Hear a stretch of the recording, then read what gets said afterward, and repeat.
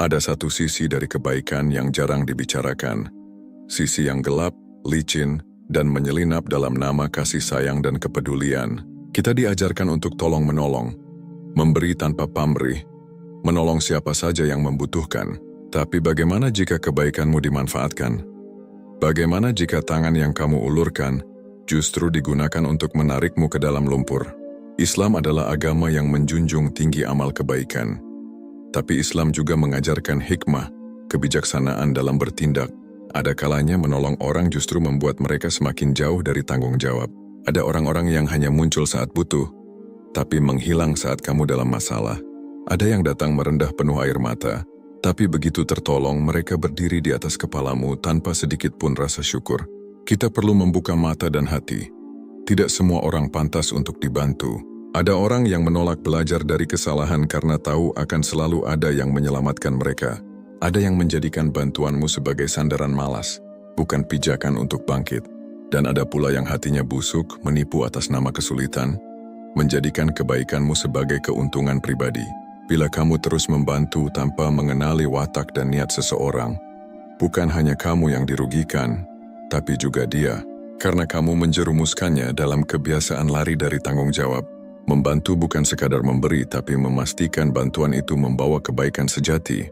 Tulisan ini bukan ajakan untuk menjadi pelit, tapi peringatan untuk menjadi bijak. Jangan biarkan kebaikanmu disalahgunakan.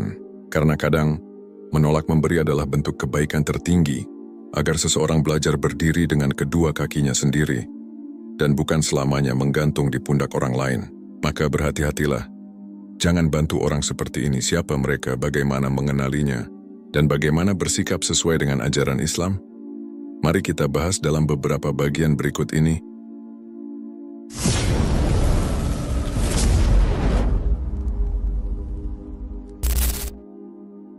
Ketika kebaikan tanpa ilmu menjadi bencana. Islam tak pernah menyuruh umatnya untuk menjadi bodoh dalam berbuat baik. Kebaikan yang sejati bukan hanya dari niat, tapi dari pemahaman. Karena niat yang tulus tanpa ilmu bisa berubah menjadi bencana. Bagi yang memberi, juga bagi yang menerima. Berapa banyak orang yang menolong karena kasihan, tapi justru membuat yang ditolong semakin rusak. Seorang ayah yang terus-menerus membayar utang anaknya yang malas bekerja. Apakah itu cinta? Atau justru racun yang manis? Seorang teman yang terus diberi pinjaman, padahal tak pernah membayar atau berubah. Apakah itu bantuan? Atau justru membiarkan ia nyaman dalam kebohongan? Nabi berpesan bahwa seorang muslim tidak boleh menimbulkan bahaya dan tidak boleh membalas bahaya dengan bahaya. Artinya dalam Islam kita diajarkan untuk menolong dengan hikmah. Jika bantuanmu malah membawa mudarat, baik bagi dirimu, keluargamu, maupun bagi orang yang kamu bantu, maka itu bukan lagi kebaikan, tapi kebodohan. Allah memerintahkan kita untuk adil. Bukan hanya pada orang lain, tapi juga pada diri sendiri. Kebaikan yang melemahkan dirimu, menghancurkan keuanganmu, mengganggu mentalmu atau menjadikan orang lain semakin bergantung, adalah bentuk kebaikan yang tidak diridai oleh Allah. Ingatlah, setan pun bisa menari di atas niat baik yang tak disertai ilmu. Maka jangan heran jika akhirnya kamu merasa dipermainkan, dimanfaatkan, dan disakiti. Semua itu bisa terjadi karena kamu hanya ingin menjadi baik, bukan menjadi bijak. Mulailah bertanya, apakah bantuanku benar-benar membuatnya lebih baik? Apakah ini akan membantunya mandiri, atau malah menggantungkan hidupnya padaku? Apakah aku memberi karena takut rasa tidak enak, atau karena itu benar-benar bermanfaat? Menolong adalah ibadah, tapi ibadah tanpa ilmu bisa menyesatkan. Maka jangan terburu-buru dalam memberi. Tundukkan hati, minta petunjuk dari Allah, dan perhatikan dengan saksama siapa yang sedang kamu tolong. Karena bisa jadi, kamu bukan sedang menolongnya naik ke atas, tapi sedang memberinya tangga untuk menginjakmu dari bawah. Tanda-tanda orang yang memanfaatkan kebaikanmu. Tak semua orang yang datang menangis benar-benar sedang terluka, dan tak semua yang bercerita tentang kesulitan hidupnya pantas mendapatkan pertolonganmu. Dalam hidup kita akan bertemu banyak wajah, sebagian tulus, sebagian pandai bersandiwara.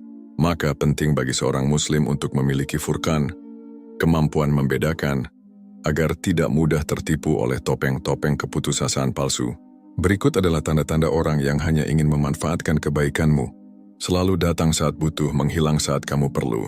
Mereka akan mencari-cari dirimu ketika dalam kesulitan. Tapi ketika kamu dalam masalah, mereka mendadak sibuk, tak bisa dihubungi, atau bahkan tak peduli. Memainkan emosi bukan logika. Seringkali mereka bercerita dengan air mata, drama dan bahasa menyayat hati. Tapi saat kamu tawarkan solusi jangka panjang, seperti pekerjaan, tanggung jawab, atau perbaikan diri, mereka menolak. Karena mereka hanya ingin diberi, bukan berubah. Tidak pernah belajar dari kesalahan, sudah beberapa kali ditolong, tetap saja mengulangi masalah yang sama.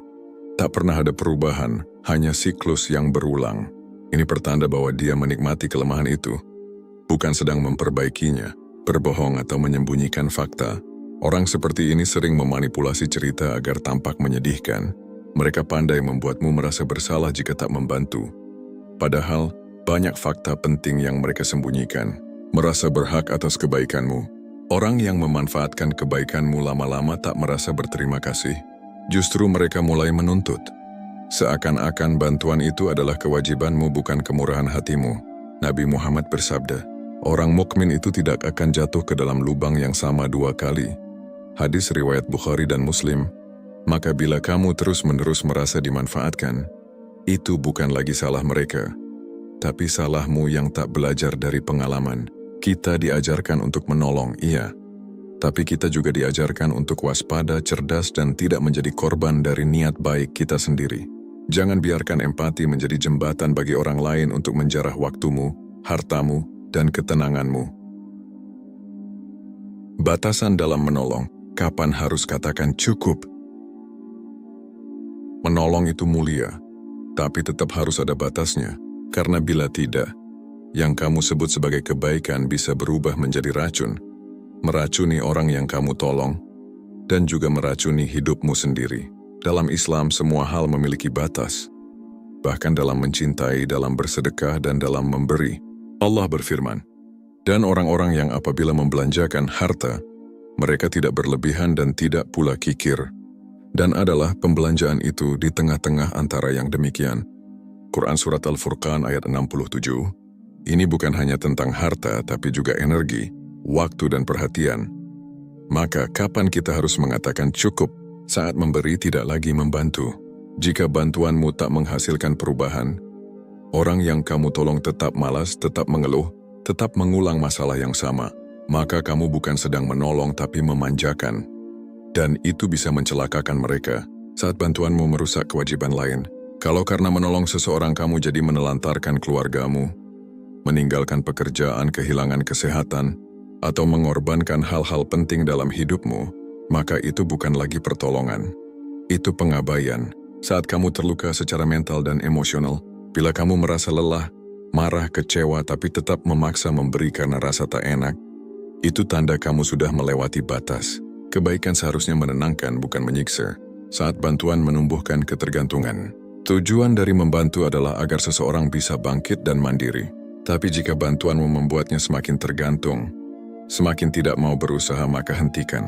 Karena sesungguhnya kamu sedang menjebaknya dalam kemalasan berkepanjangan saat kamu merasa dimanipulasi.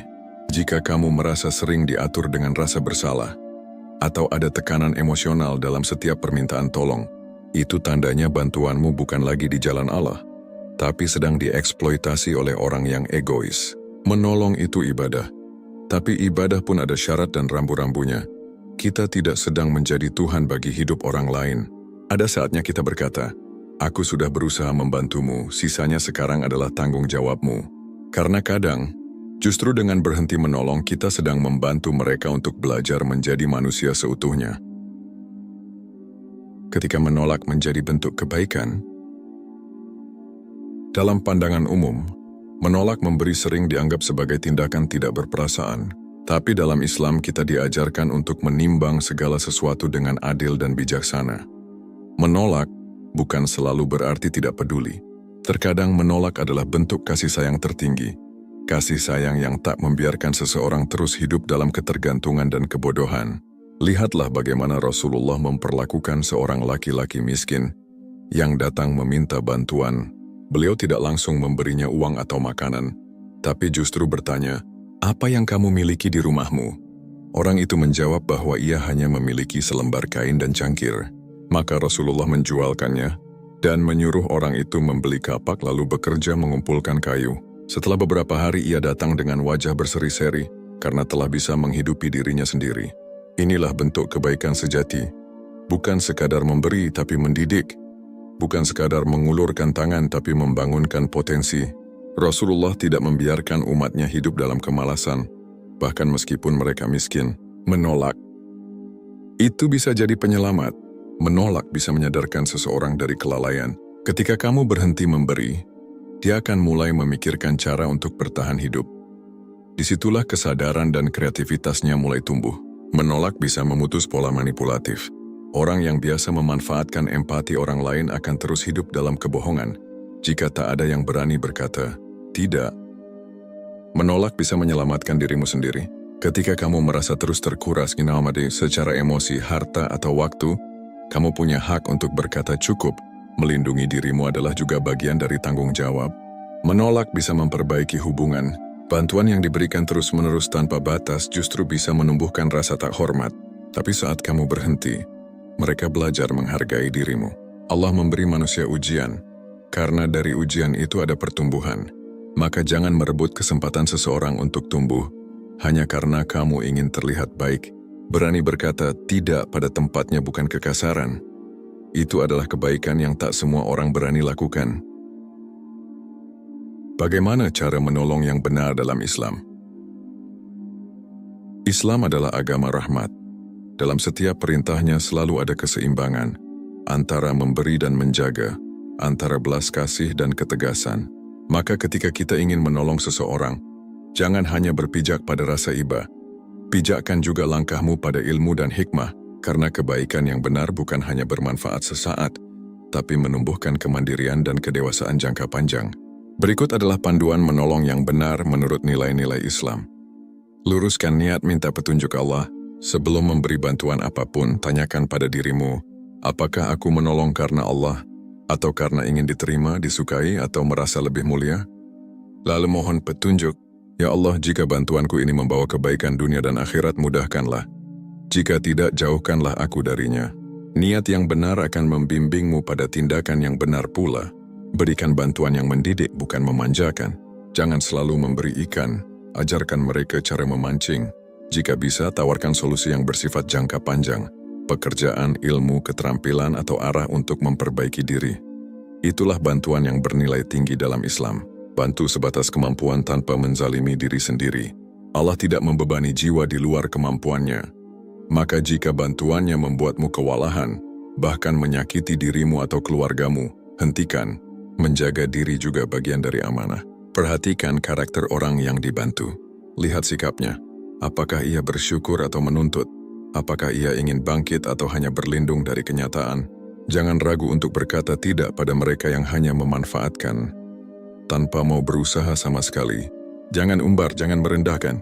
Bantulah dengan tulus tanpa menyebut-nyebut atau menagih pengakuan. Bahkan saat harus menegur, lakukan dengan lembut. Kebaikan tak perlu diumumkan, cukup Allah yang tahu. Rasulullah bersabda, sebaik-baik manusia adalah yang paling bermanfaat bagi manusia lainnya.